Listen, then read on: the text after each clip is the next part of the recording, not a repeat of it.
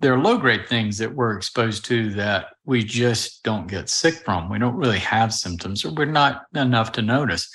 Plus, things are coming from our gut, from our gums, from our sinuses, from our skin, entering our bloodstream. And if we're healthy, if our tissues are healthy, if our cells are healthy, then these things can become dormant and just stay in our tissues. But if you're under chronic stress, then they can reactivate, and that's when problems start. Hey guys, welcome back to the Digest This podcast. Today I am interviewing Dr. Bill Rawls. Now, he developed insomnia, fatigue, joint pain, muscle pain, and was then diagnosed with fibromyalgia in his mid-40s. He also developed chest pain and heartbeat irregularity, which suggested something more than just fibromyalgia. But all his tests came back as normal. He was frustrated and began to search outside conventional medicine. Then a Lyme test indicated he had Lyme disease. After being diagnosed, he developed a protocol for using medicinal herbs in massive doses to combat his disease. People around him thought he was crazy to go about this natural approach, but within 3 months, he felt human again. And by 6 months, life seemed normal for Bill. So today we discuss how to get healthy on a cellular level, his newest book, The Cellular Wellness Solution, and his story will certainly inspire you, as his advice to take your own health with herbs to heal will, again, inspire you to look into herbal therapy and all it can do for one's body.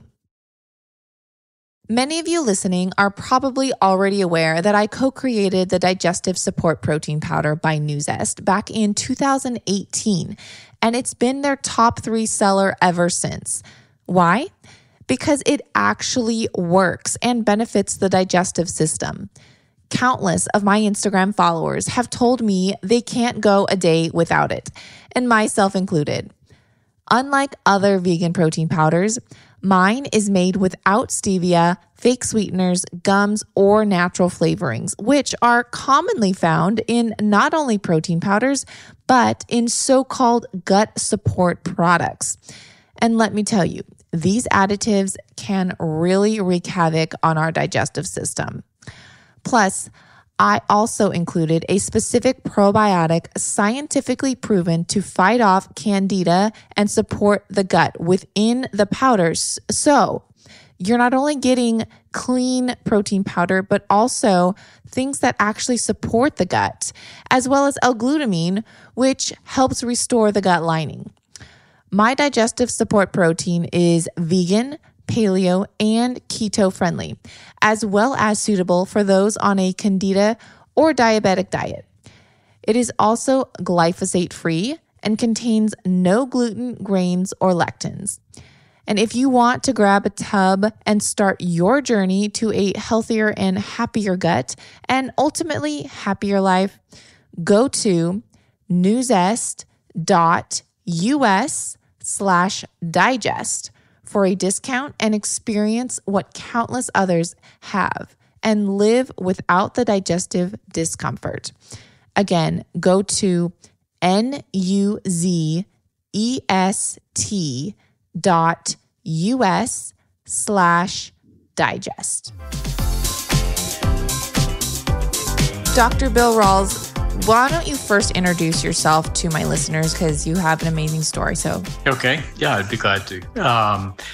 I have been a physician for over 30 years, and two-thirds of that was as a conventionally trained physician. I practiced obstetrics and gynecology.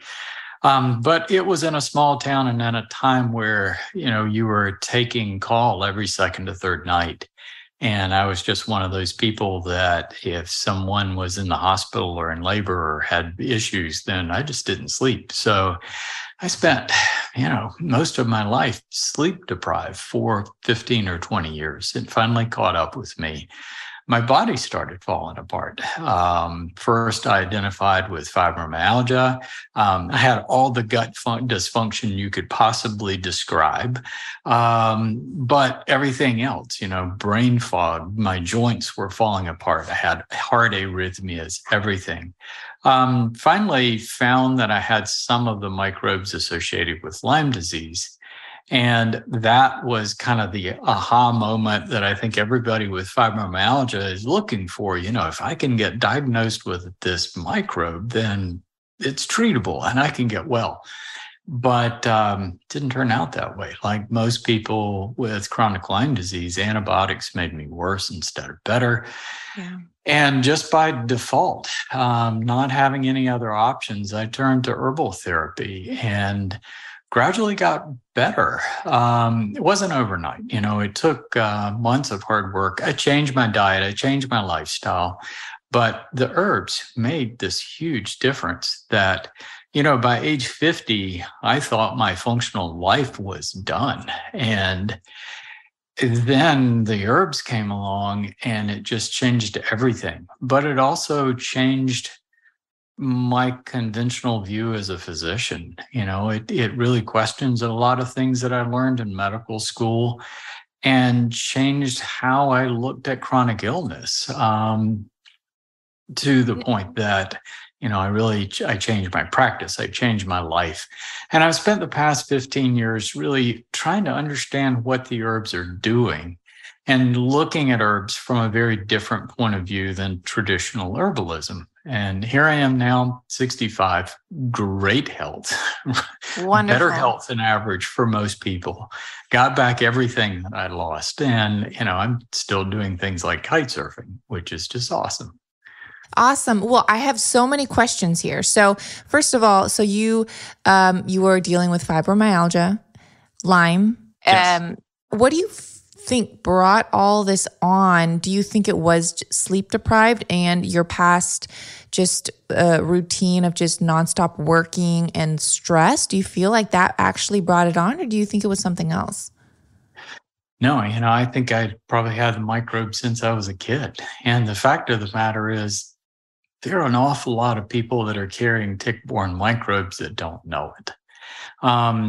The issue is that so many things that we're exposed to through our lifetime when we're children, from tick bites, dog bites, respiratory infections, we all have this feeling that, you get sick and then your symptoms go away, whether you take antibiotics, whatever, that the microbes, the bacteria, the viruses, the whatever are gone. And what my studies are showing is that's just not the case. And so we have microbes coming into our bloodstream all the time.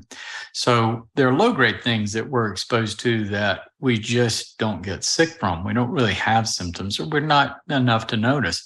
Plus, things are coming from our gut, from our gums, from our sinuses, from our skin, entering our bloodstream.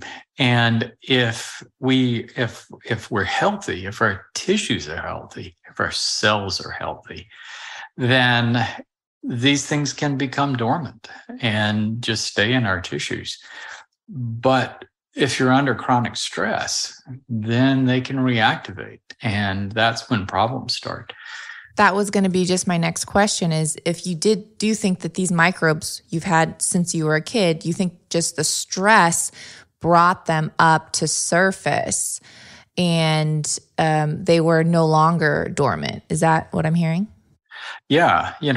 Everybody is afraid of tick-borne infections, Lyme disease. I think that's very reasonable. We ought to do everything we can to keep being bitten from ticks, because ticks carry so many different things.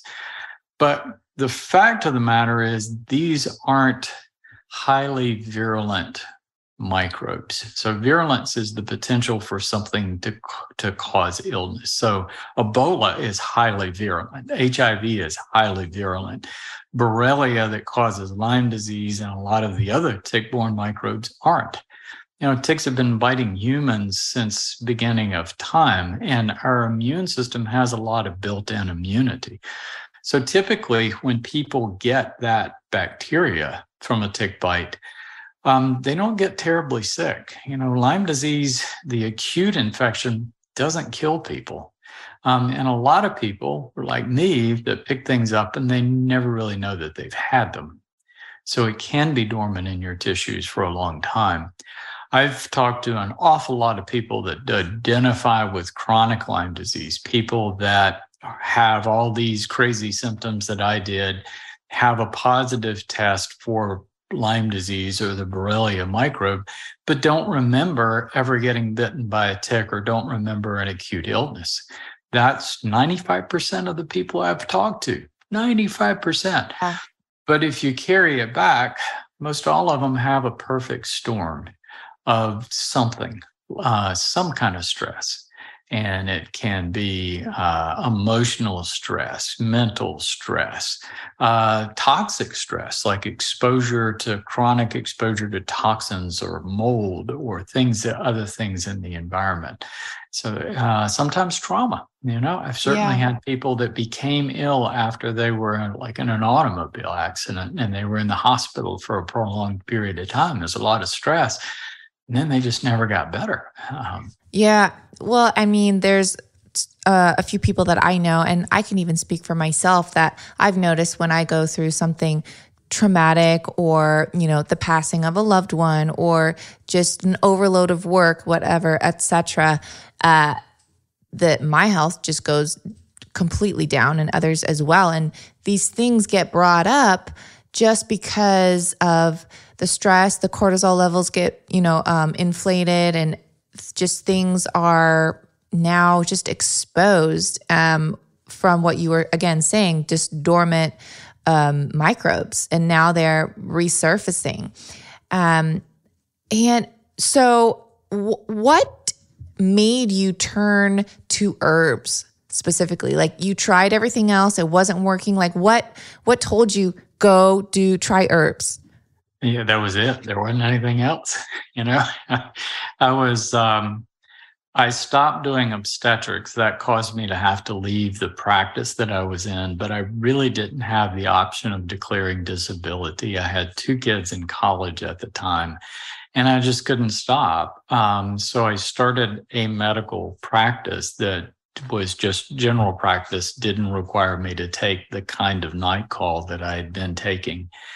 But it was, I couldn't leave town. I had to cover the practice. I took a really big drop in income, especially the first several years. And I didn't have time the ability to go and pursue care from others. And, so if I couldn't bring it to me, then it just wasn't an option.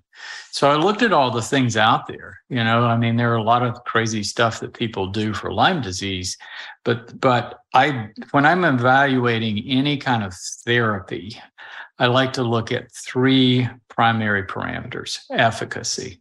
Is there any evidence to suggest that it might be beneficial? So for herbal therapy and Lyme disease, a guy named Stephen Booner, who just recently passed away, by the way, wrote a book called Healing Lyme that was an herbal protocol for Lyme disease. And he cited thousands of people that had used the protocol and gained benefit. So there was at least some efficacy. Searches on the internet, there were a lot of people that suggested. No scientific study published, but that was good information. Mm-hmm. Second is safety. There are a lot of things out there that might have good efficacy. They might have a study in a journal, but they really are threatening. They could do terrible things to you.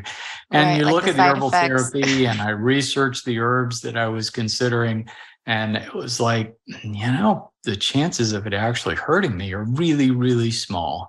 And then the third was cost. I just couldn't afford a whole lot. And I could get these herbal extracts, bring them to me.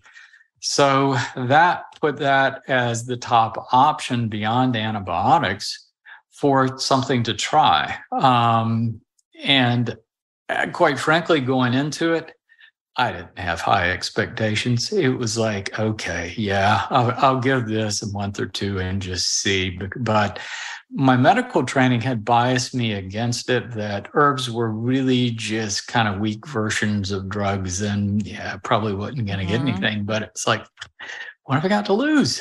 Well, drugs are made from herbs. Many of them are. Yes and no. Here's some interesting trivia for you. Do enlighten me, please. When you look at that spectrum of herbs, of what we define as an herbs, there are at one end of the spectrum some herbs with strong drug-like properties. And those aren't herbs that I use very often, or they are not used very heavily in traditional medicine because they have that potential to have some pretty strong side effects and adverse reactions. Okay. Most of your drugs come from plants that are poisons. Interesting. Yes, it's true. So what we want from a drug is something that is going to have a very direct and targeted effect on some system in the body, either in blocking an enzyme or affecting some specific neurotransmitter, but we want selective. We want to knock out a symptom or, affect a disease process. So herbs, when you look at the kind of herbs that I use, they're very different in drugs. They don't really have strong drug-like effects. So most of our drugs that have come from herbs are plants that are poison, and they pull one chemical out so they can get this specific targeted effect. And of course, if you use that in a therapeutic dose, you can get a very desired and sometimes very important effect that can reduce symptoms, slow progression of an illness.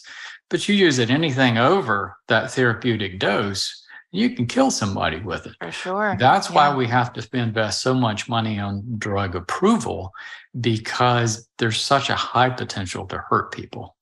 For sure. And I mean, you can overdose on herbs.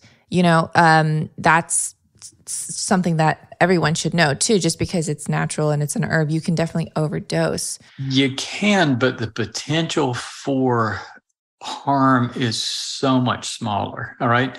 So it's like we got the toxicology report for an extract, one of the extracts that we use in some of our products. And this is pretty typical for most of the herbs that we're using. So the toxic dose, the dose that it would require to actually cause significant harm to a human for that particular extract was 3,000 capsules a day. 3,000 capsules a day, right? What extract was this? That was a garlic extract, actually. Okay, garlic. One of the garlic extracts we use, but that's true of most of the herbs that we're using. So the difference is what you're getting with a drug is very targeted therapy. And again, there are some herbs that do that. Some herbs like St. John's wort have very drug-like properties. Cinnamon, like if you overdose on cinnamon, that's like... You can, but less so, so the toxicity is much reduced with cinnamon. You can get by with that. But the problem with cinnamon actually is that we can go off on a tangent here in a minute, but I know, right? The toxicity is because it's an essential oil than an herb. But most of the herbs we're using have a very, very low potential for toxicity. And what they're doing is actually affecting stress factors that affect our cells. Well, I want to get into what those herbs are. But before I do, I really am curious too about, again, your story and what you did. Did you just start incorporating herbs, or did you change your diet and lifestyle as well? Or was your diet already pretty healthy? Yes and no. I was trying to follow good dietary recommendations before these health issues came along. But, back in my 30s and early 40s, I wasn't as particular. Life was so busy. You ate fast food a lot, or, cookies and grape juice in labor and delivery because you couldn't get out to get anything else. You were kind of stuck there. So yes, my health habits weren't perfect, but back in the 80s, we were getting a lot of, information that we would consider bad advice today. It was carbohydrates weren't bad, fats were bad. Right. And then it was, well, we shouldn't be eating white bread, but whole grains are fine. Eat all the whole grains you want, and so I was eating a lot of whole grains. It's like whole grain pasta, sure, and whole grain bread and whole grain this and whole grain that. And, constipation for me was getting worse and worse. And it was like, well, I need more fiber. So I was eating bowls full of Raisin Bran, by these monster bowls of Raisin Bran, and getting worse and worse. And finally, when I started making this transition, I pretty much just gave up most grains, like so many people do. And that really helped the gut dysfunction quite a lot. So are you on a lower carb diet, or you just no grains? You still eat like sweet potatoes and things like that?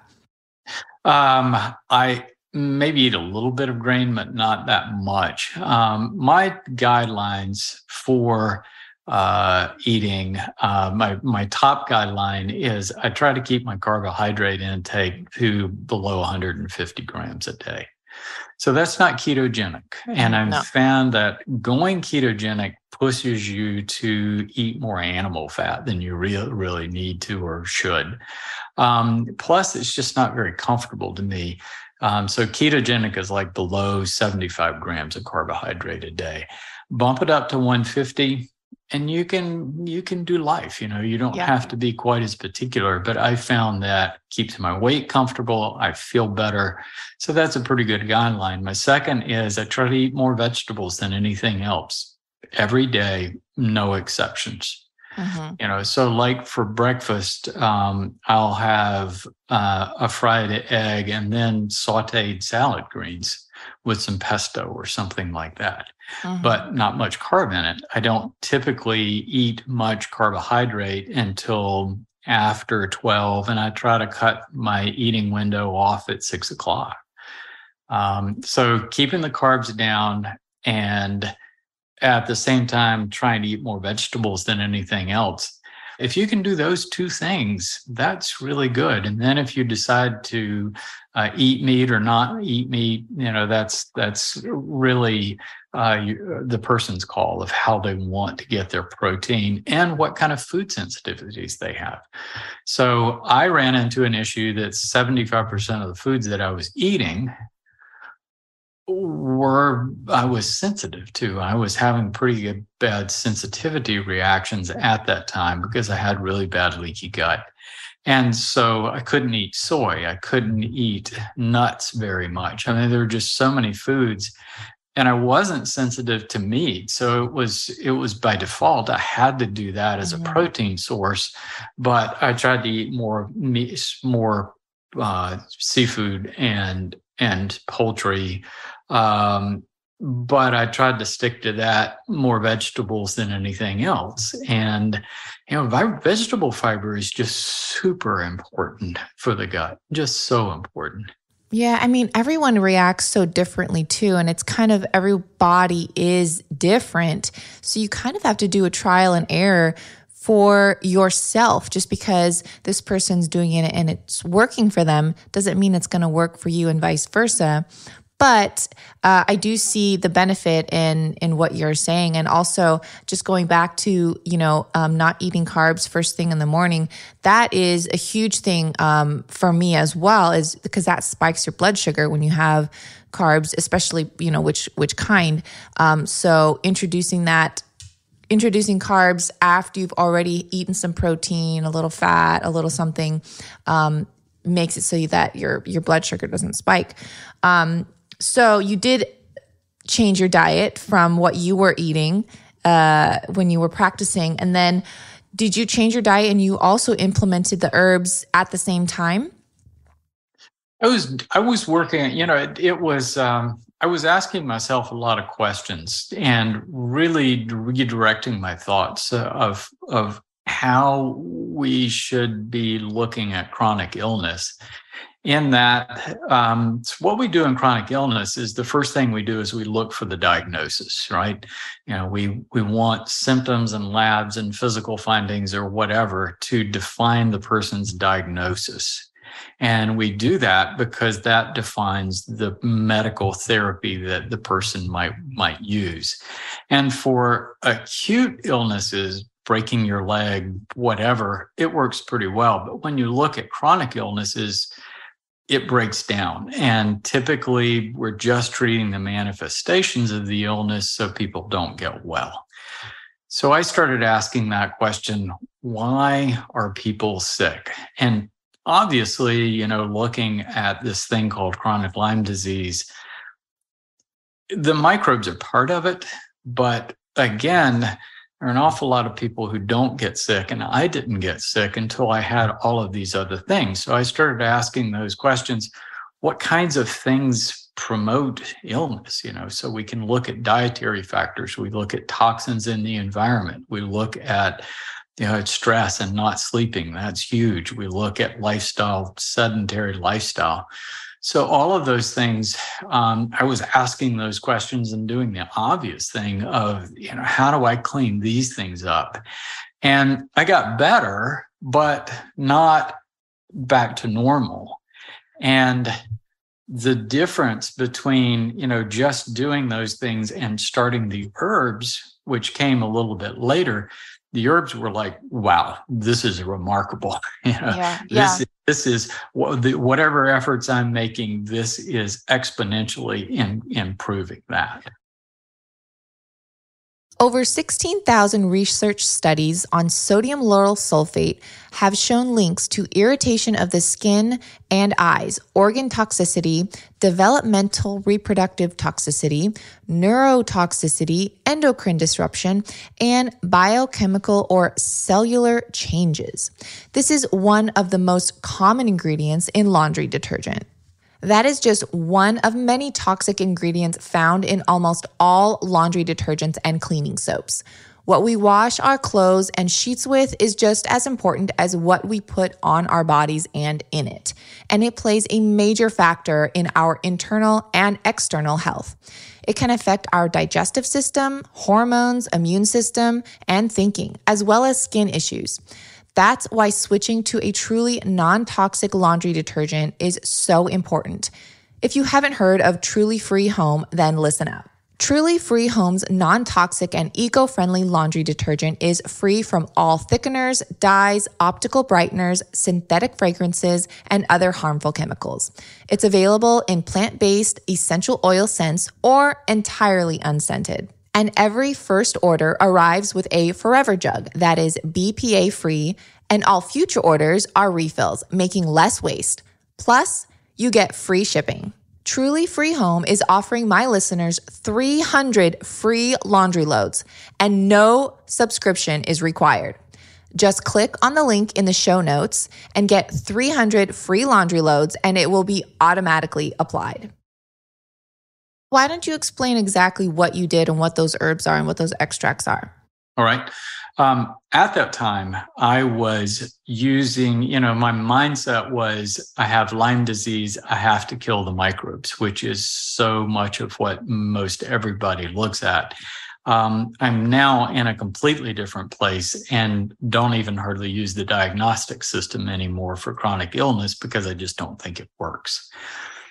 But at that time, I need to kill the microbes. So I was reading this information and about herbs with antimicrobial properties, herbs that could kill bacteria, kill viruses, that sort of thing.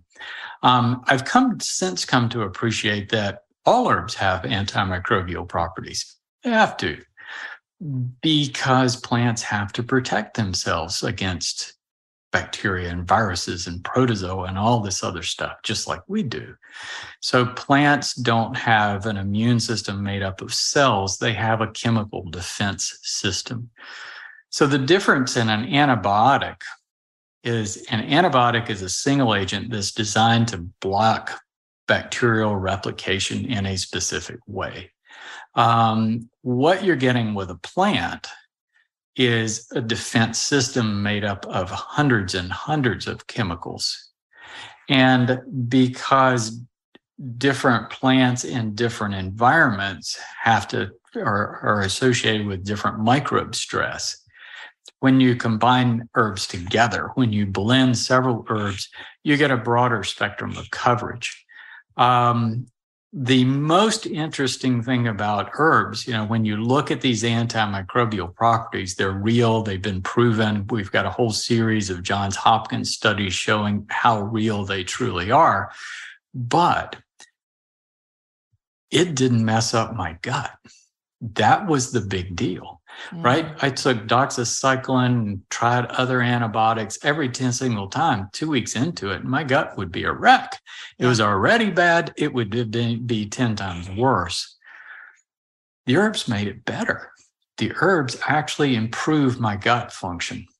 Amazing. And what I've come to appreciate, and actually there are studies, scientific studies documenting this, the herbs, it's more like an innate intelligence. So the herbs are selectively suppressing pathogens in the gut and on the skin, but they are not disrupting our normal flora. So I actually find that herbs work better than probiotics for balancing gut function. It's really interesting. So taking the herbs, my gut was getting better. At the same time, all my other symptoms were getting better. So that's really interesting. Herbs that I was using, herbs that we define as antimicrobial herbs, Japanese knotweed, really great herb, and it is a source of resveratrol, which is what you find in grapes and wine. But Japanese knotweed is an invasive weed, and it's actually a better source of resveratrol. But it has all these other chemicals that have been documented to have antibacterial, antiviral, antiprotozoal properties. Cat's claw from the Amazon, long used for arthritis and cognitive functions, has some really nice antimicrobial properties that have been documented. Garlic extracts, excellent antimicrobial. Andrographis, one of my favorite antivirals. But then some of our adaptogens have immune modulating and antiviral properties, cordyceps, reishi, and then a final herb, Chinese skullcap. Now, you hear about herbs like echinacea for treating viral infections, and they're great for acute viral infections, but these are immune stimulators. So if you use them continually, they can actually rev up your immune system too much. So you don't want to use some herbs long term. The ones that I just referred to are immune modulators. So they have this property of balancing immune system functions. Overactive portions of the immune system, like allergies and that sort of thing, it'll actually calm them. Underactive, taking out microbes that have infected cells, it'll bump those up. So you can take them for a long time without worrying about immune dysfunction associated with it for extra immune stimulation. So I literally took these herbs for years. Now, I mean, some of these, I'm sure maybe my listeners have never even heard of, like Japanese knotweed, Chinese skullcap, cat's claw. And for example, echinacea, that is pretty commonly known now. And do you feel that maybe Western medicine is just not promoting them, or you're not seeing them for a reason? And what's your take on that? And how did you discover them yourself? Well, it was through reading and research. And actually, there are dozens and dozens of herbs that have recognized antimicrobial properties. In fact, it turns out that all herbs have antimicrobial properties, some that you would not think about, like turmeric that you find in curry has great antimicrobial properties.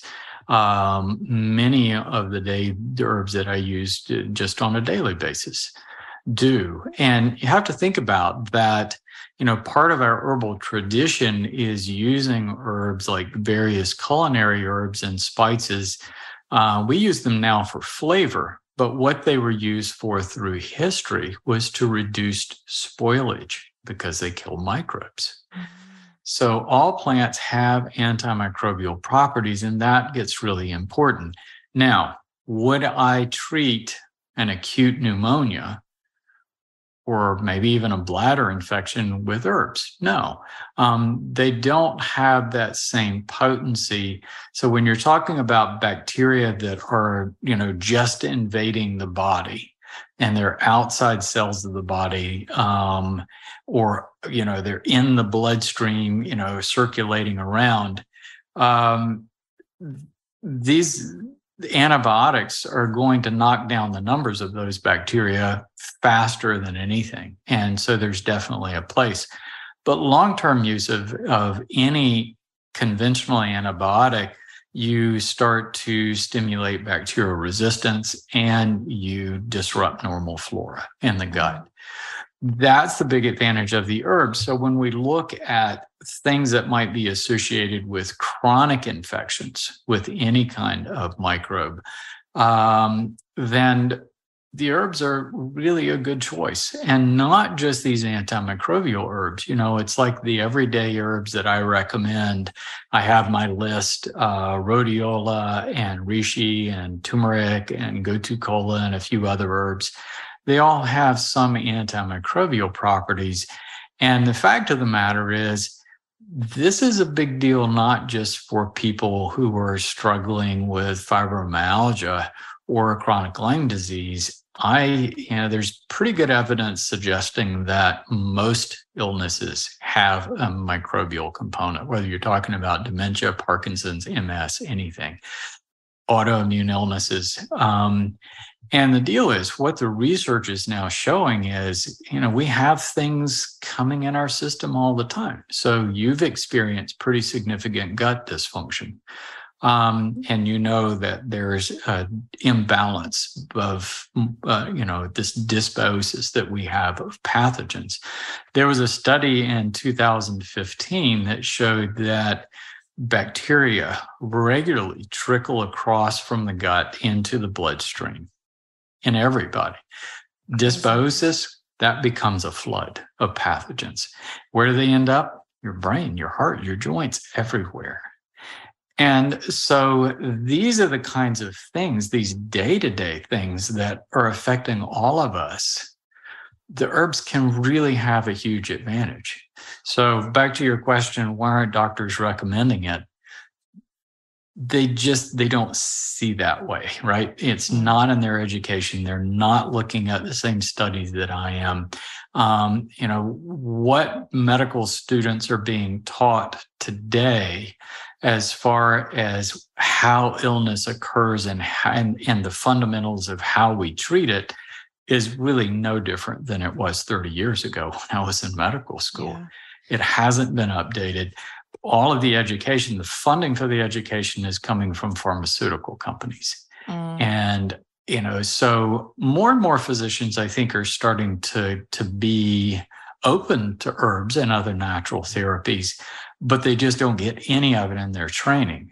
So they just don't understand how they work. Well, and I definitely feel like there is a time and a place for, Western medicine and for antibiotics, of course, but I feel like it's also way overprescribed. And when it's overprescribed, they tend to then not have an effect when you truly do need them. For example, like what if someone with a chronic UTI and they're always taking antibiotics? I mean, they cannot be good for them. Would you recommend an herb for chronic UTIs, or what would you say, like continue to take this or that?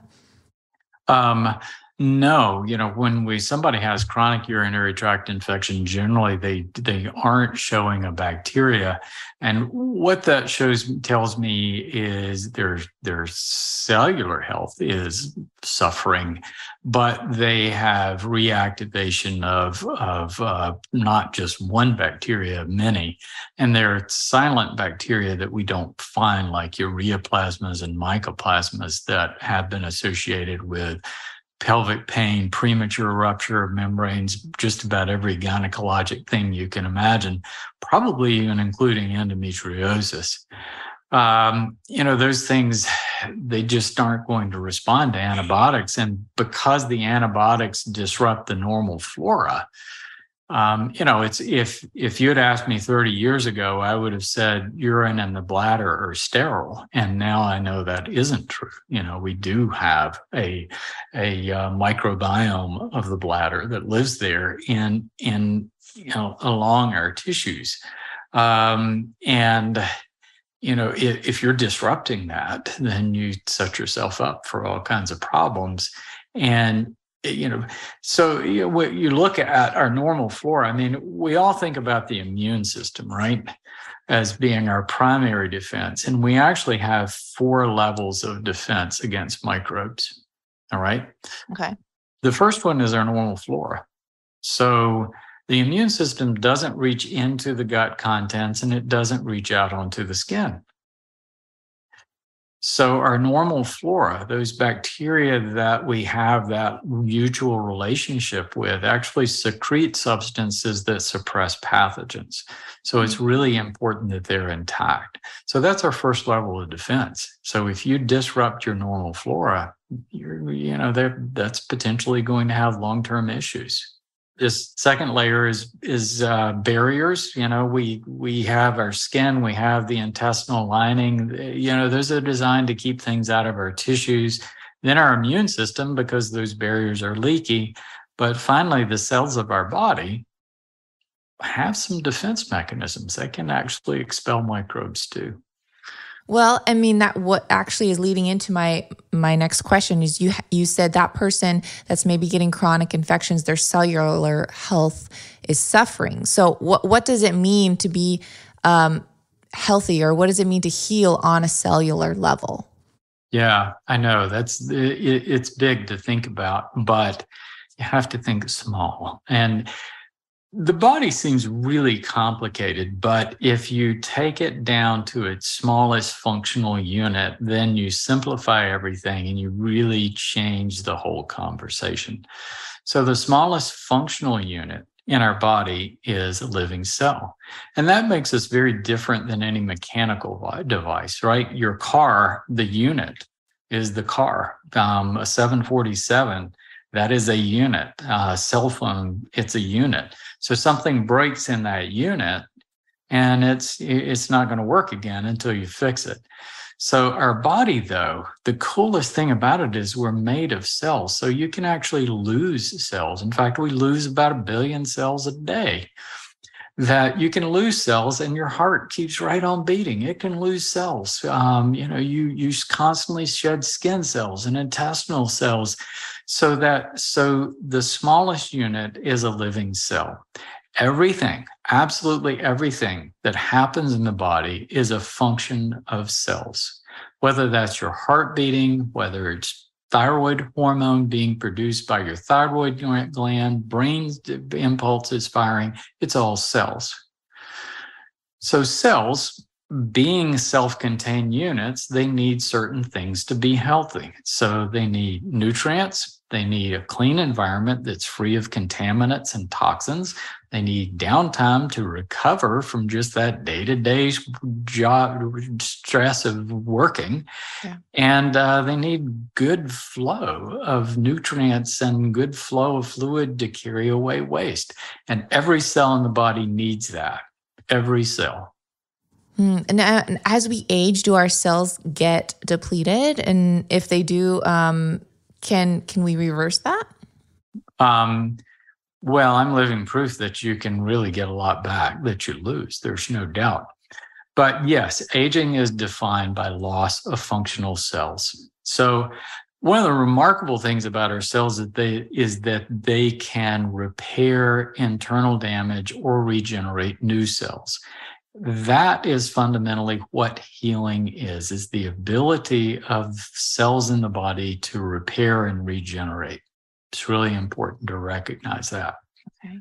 But all cells in the body gradually burn out their mitochondria and lose energy. So that capacity of self-repair and regeneration declines with time. Your peak cell count occurs about age 20. At age 20, you've got basically all brand new cells. You've accumulated as many cells as you're going to get, and you have 5 to 10 times more cells than you need to survive. For the rest of your life, that cell count will gradually decline. If there was no stress, if we could live life with absolutely that was free of stress, then the average life expectancy calculated from that model is 120 years. And that's the oldest that a person has lived. Wow. And now, speaking of stress, do you feel like that is the number one killer? Well, it depends on what you're talking about stress. So I define different stress factors, all right? So when cells are stressed, they use more energy, they work harder, and they burn out faster. So we lose cells faster than that ideal situation if there was no stress. So 5 categories of stress. Nutritional stress, and that can be not necessarily not getting enough nutrients. It can be getting the wrong ratios of carbohydrates and bad fats and that sort of thing. So that actually is really harmful to our cells. Excessive carbohydrates are one of the worst things that we can do to our cells. Not just a cell or a group of cells, every cell in the body. Right. You're tearing apart when you eat too much carb. And too much carb, that just contributes to sugar, that transfers, right? Right. There's a process called glycation that if you're eating excessive carbohydrate, that really, glucose that we get from starches and sugar is a highly reactive molecule. It's loaded with energy, but it's so reactive, it tends to stick to proteins. So that protein sticking effect that we call glycation is occurring whenever you eat any carbohydrate. But the more carb you eat, the higher that rate is going to be. So it's basically like pouring molasses into the machinery of your cells. It's just going to gum things up. And it's a bad collagen cruncher. Collagen is a molecule that supports our skin and our blood vessels and everything. It causes that molecule to collapse. So it's a bad collagen cruncher. So too much glucose is really one of the worst things you can do. And, our whole population is suffering from that. We're just killing ourselves with carbs. Carbs, not just carbs, but refined carbs. And then on top of carbs, just straight up sugar.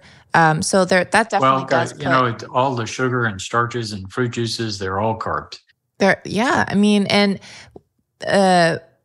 is definitely a stress right there on your body. Right. So that's the biggest nutritional stress. Okay. So the next category is toxic stress. We're getting a lot of that too. That can be natural toxic substances like mold in our house, but part of that is because our houses are sealed so tightly. And out here in the East, a lot of people have that issue. But the big thing is just all the petrochemicals, the abnormal chemicals in the environment from using petroleum and producing plastics and burning coal. And that has put an unprecedented concentration of toxic substances in our air and our water and our food. You can get around it, but what it does, basically, these abnormal chemicals get stuck in our cells and they inhibit the cellular functions. Again, not of one cell, but every cell in the body. Those are huge. And also toxins, I think just from the glyphosate sprayed on our food, which is, again, going back to the nutritional aspect, but that's a huge toxin. And then I feel like even the toxins the perfumes and different chemicals that's in our laundry detergent even, we can go on and on. It is. And, and I was just listening to a radio show that was talking about Rachel Carson, and back in the 60s, she was the first one to kind of raise the red flag about all the toxins. But much of it was visible then. It was pollution and garbage and sewage and the rivers and lakes. Now, so much of what we're exposed to is invisible. We don't see it. We don't smell it. We don't feel it per se, but it's there and it's big. There. The other side of that toxic environment is we're getting a lot of unnatural radiation. And you and I are getting it right now, sitting in front of a television, in front of a computer screen. So toxic mental stress, just pushing that stress button, keeping up with schedules and deadlines, keeping our bodies in high alert robs cells of the downtime that they need to recover. And that's especially true in sleep. Sleep is important for a lot of the things, but one of the biggest things is that's the time when the cells of your body have downtime to recover. That's when healing is taking place. And if you're cutting your sleeping window down to 6.5 hours of broken sleep without deep sleep instead of a good 7.5 to 8 hours, your cells aren't getting that downtime, and you start your day behind the 8 ball, or at least your cells do. So they haven't had time to recharge. Sleep is so important. Yeah. And then exercise, in that category, I put trauma. Trauma used to be huge. That killed more people than anything else for most of time, but we have solved a lot of that problem. Now we're too sedentary because machines are doing all the work. So we're not overworked, but sedentary. What exercise is really important for is moving blood more than anything else. So when you exercise, you increase the heart rate, you dilate your blood vessels, your body warms up, and that floods that cellular space with fluid that not only delivers nutrients and oxygen, it also pulls waste away from the cells. So that's the first step in detoxification. Everybody talks about detox protocols and all of this. Best thing you can do to start that detoxification process is go take a walk for a couple of miles, because you're going to start purging those toxins from the cells where they're trapped and doing the damage. That's amazing. And also, would you add to that sweating would be a good detoxer? Sweating is part of it. We do purge some toxins in sweat. That has been documented with sauna. So another way to move blood, if a lot of Lyme people and other people with chronic illnesses, their body is so inflamed they can't really move very well. So I always recommend sauna, because sauna dilates blood vessels, moves blood, but without generating friction, just moving ligaments across bones. But for everybody else, I set a minimum of 3 miles a day. I walk at least 3 miles every day, and that's my very minimum. And so it's just really important to move that to that. That's a great step. And then that fifth category is the microbes, which is, we could go on 4 or 5 hours on that one. But what's in the research, this emerging research, is it's pretty interesting. If you're looking to take back your health, it's time for you to listen to the Real Foodology podcast. From the producer of Digest This comes one of Apple Podcast's top 10 nutrition shows, hosted by integrative nutritionist and real food activist Courtney Swan. The Real Foodology podcast is on a mission to change the way we eat. Courtney interviews doctors, food experts, health professionals, and nutrition pioneers to bring you the best info so you can thrive. Somewhere along the way, we lost sight of how impactful our food choices are. But it's never too late to start on the path of better health choices. You'd be so surprised how resilient our bodies are when we start taking care of them. Yes, it's overwhelming, but that's why Courtney's here to help. She breaks it down for you and makes the information more accessible so that you can make more informed decisions in the grocery aisle or restaurant. Listen to the Real Foodology podcast today on your favorite podcast app. New episodes every Wednesday. Produced by Drake Peterson and Resonant Media. I'm super interested in it. I mean, I can talk about this forever, and just thinking about dormant microbes. So, how long can they be inside ourselves, or can we even detox from them, or are they just always there? Yeah, this is emerging research. And there's a lot we don't know. our research on microbes has been limited to mainly pathogens. Over the past 30 years or more, we've looked at things that can infect us and cause symptomatic illness. We haven't paid very much attention to things that are under the radar. And it turns out that most of the microbes we're exposed to are under the radar.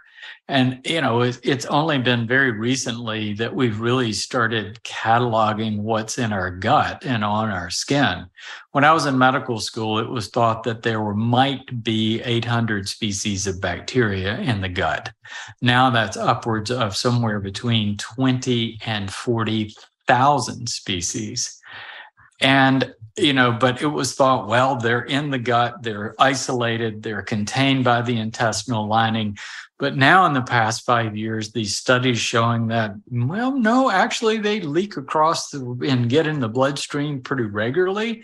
And then there are studies that show that it looks like we have a microbiome of the brain of bacteria that come from the gut, the skin, the sinuses, the gums, and we're finding gum microbes and intestinal microbes and atherosclerotic plaques. And, so it looks like our insides are a lot more dynamic when it comes to microbes. So yes, I think that there's a good possibility that many things can stay dormant inside our tissues, inside our cells, very specifically. A bacteria is about 1,000 times smaller than a cell. So you can actually have a bacteria inside your cells or like a cluster of bacteria that the cell basically walls off and they just go dormant. And it appears to be a survival mechanism of the bacteria. There's even some suggestions from some researchers that maybe even this relationship is symbiotic in some ways with certain bacteria, that maybe some of our cells actually need this. So I think we're right on the verge of very interesting research, but it's research that's going to rewrite our understanding of what chronic illness is. And I think we're going to find connections to microbes to virtually every chronic illness and most cancers.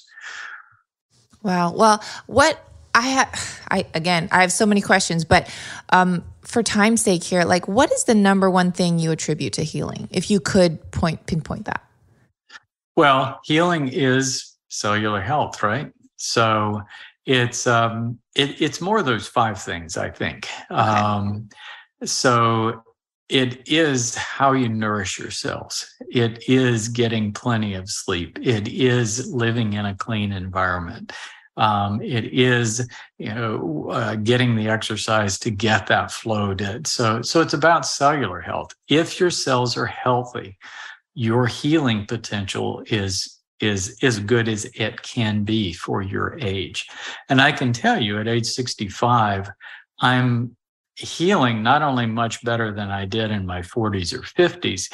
We all have things. I'm a pretty active person physically, and you twist an ankle or a knee or whatever, my recovery is much less than what it was when I was younger, because my cellular health is about as good as it could be.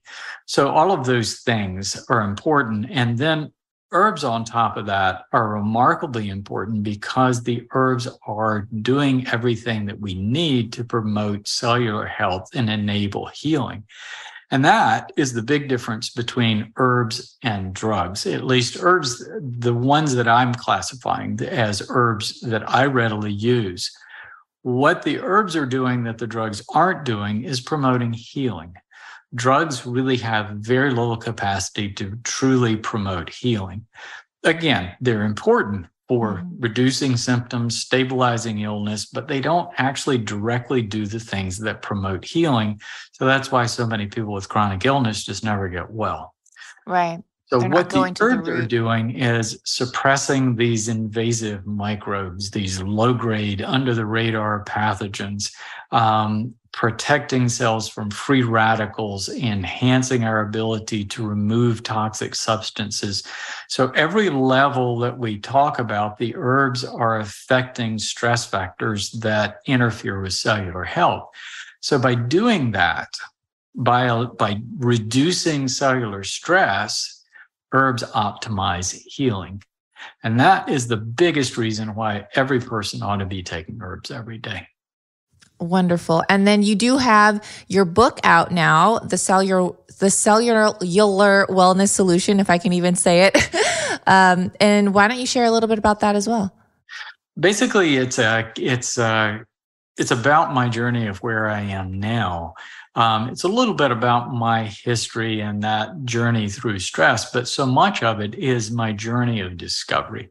What I've learned over the past 30 years, and especially the past 10 years of my career, looking at these alternative explanations of wellness and why we lose wellness to become ill, especially chronically ill, but also what we can do about it.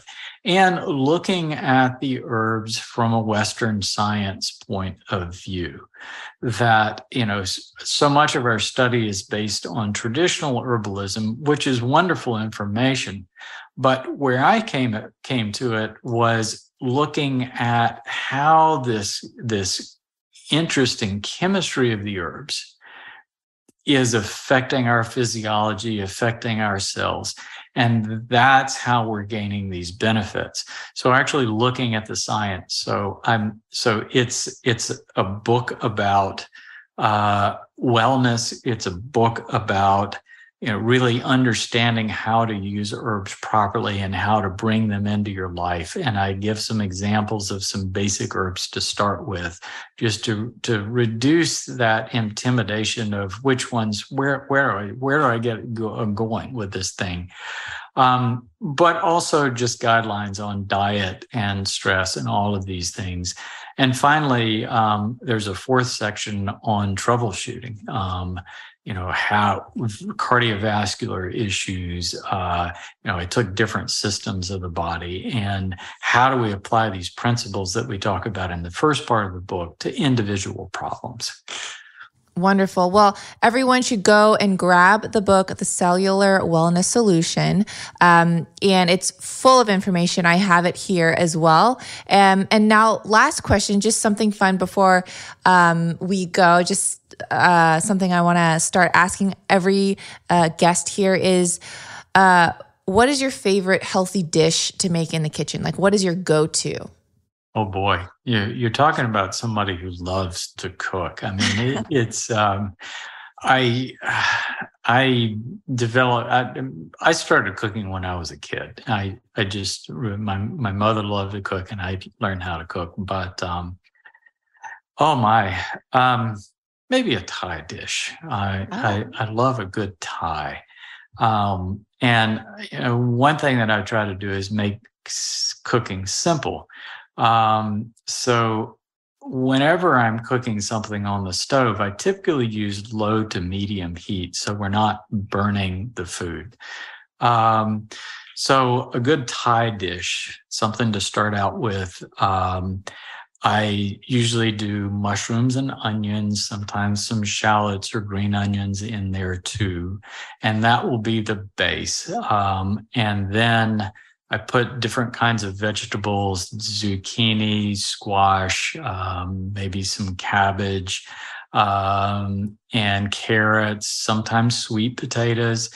Sometimes I'll use regular potatoes, but usually mainly just vegetables. So I put a bunch of vegetables in there, and then possibly sometimes shrimp, sometimes tofu. And then seasonings. I like a nice combination of a good curry powder, and it kind of depends on whether I want to go with a red curry or a green curry. If you can get some fresh basil, or even better, Thai basil, which has a little bit of an anise or licorice flavor to it. A lime, got to add that, some vinegar. I typically use good quality sesame or grapeseed oil as a base in there, and a little bit of vinegar, salt and pepper, and then some coconut milk at the end. But just put that on the stove and just simmer it on low heat. And the onions and the mushrooms will cook first, but then the vegetables, it's more like a steam. If you do it on low or low to medium heat, instead of frying everything and burning it, you end up with a taste that tastes sauteed, but it has the health benefits of steaming. Wow. That sounds delicious. You're making me salivate right here. Now I just want to cozy up and have a nice warm bowl of that. Wow. Well, thank you so much for being on the show. And you are just a wealth of knowledge, and your book and everything. And where else can people find you? Website, social media? Well, we're on all the social media. I've practiced for years. I'm actually spending most of my time writing and connecting with people and creating programs. And I do that through our company, Vital Plan, which we sell herbal products, but we also provide a lot of education, just helping people understand herbs, doing herbal combinations to make it easier for people to embrace herbal therapy. But then programs and education that goes along with that, just to make it practical. Because when it boils right down to it, and you know this to be true, when you look at overcoming any kind of chronic condition, 90% of it is what you do, not what some healthcare provider does to you. And that's true of, healthcare providers. We can guide people, but it's actually what you do that makes the difference. That's great advice. Well, thank you so much, Dr. Bill Rawls, for being on the show. And everyone that's listening, go get his book, and I'll have it linked in today's show notes as well for you to easily grab. My pleasure. All right. Thank you. Thanks for listening to this episode of Digest This. If you enjoyed this episode, please leave a review in your podcast app to let us know. If you're ever wondering how you can support me and this podcast, sharing it with your friends and family is the best way. This is a Resonant Media production produced by Drake Peterson and edited by Chris McCone. To email the show, message us at digestthispod@gmail.com. See you next time. The content of this show is for educational and informational purposes only. It is not a substitute for individual medical and mental health advice and does not constitute a provider-patient relationship. As always, talk to your doctor or health team first.